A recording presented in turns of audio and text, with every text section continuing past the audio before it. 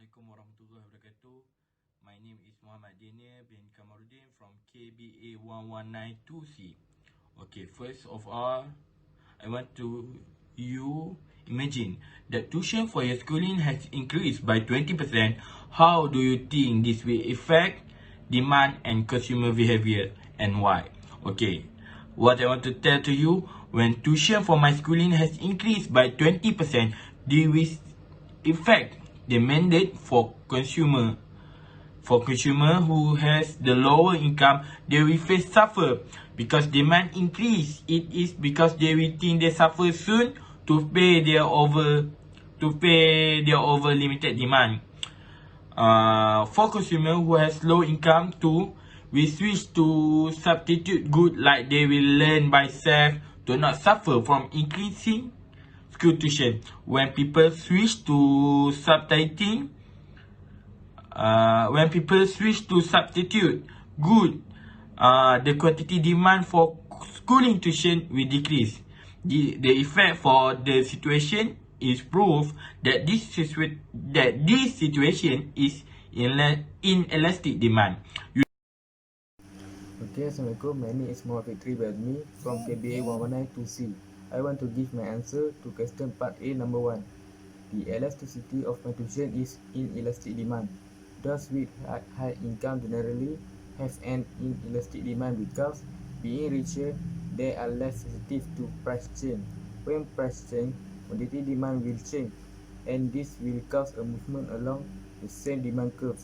The supply of goods also will decrease if there is an increase in the price. The change in the price of tuition causes a smaller percentage change in quantity demand. This is because when price of tuition increase, then the quantity demand of tuition will decrease and make an inelastic degree of responsiveness. The price of tuition is not very responsive. When cross-elasticity of demand is larger than 1%, there is a change in the consumer's income. Supply is very responsive to the price changes. If there is a 1% decrease in price, the quantity supplied will decrease by 10%. Assalamualaikum. My name is Muhammad Afiq bin Abdul Malik. So, the impact on total revenue for this institution is positive for some students and negative for some students. The conclusion is government must improve the total revenue and promote economic activities.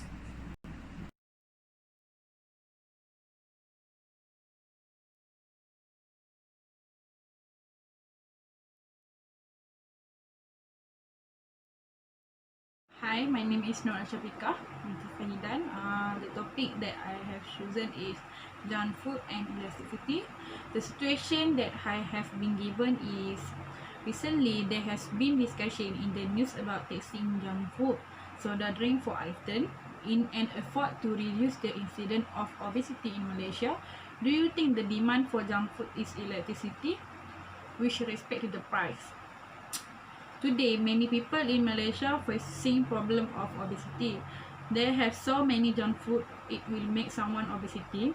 So I think the demand for junk food respect to price is inelasticity.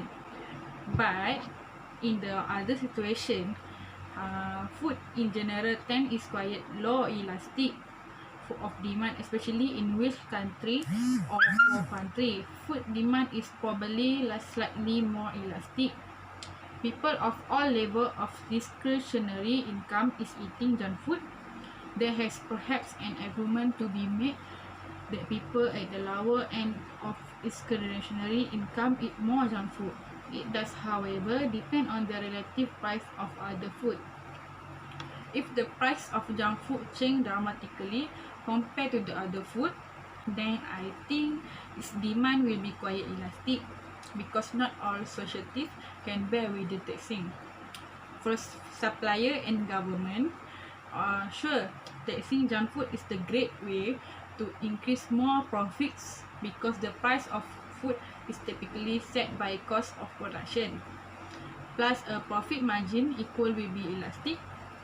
It will probably lead to more production as well to profit from the taxing. I guess it's probably quite elastic.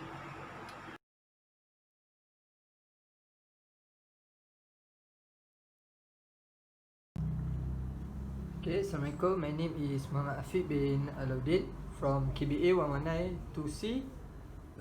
I want to give my opinion and my answer for question 2 part B.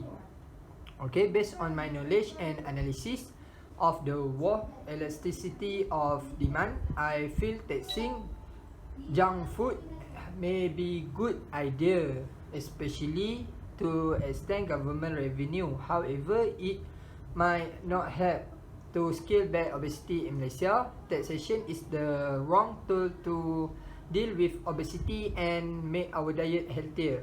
Moreover, policy maker won't design tax so as possible. Tax are thus an imperfect instrument for addressing nutrition and health concern. They add up as a part of larger effort larger policy effort, particularly to deal with widespread concern about excess sugar consumption. But there are no substitute for effort to spot and help people at the best risk from obesity, diabetes, and related condition. The fact is that tax affect all consumers, no matter their weight status. The impact of the food tax is unpredictable and may end in product substitution which could contain similar or higher calorie. We like to understand that obesity is caused by lifestyle.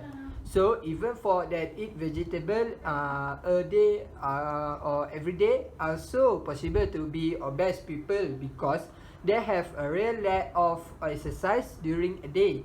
By those things, I feel food taxation won't reduce the case obesity number in Malaysia with this technique. Okay, that's all for my opinion and all my answer in the report, writing report. Okay, thank you.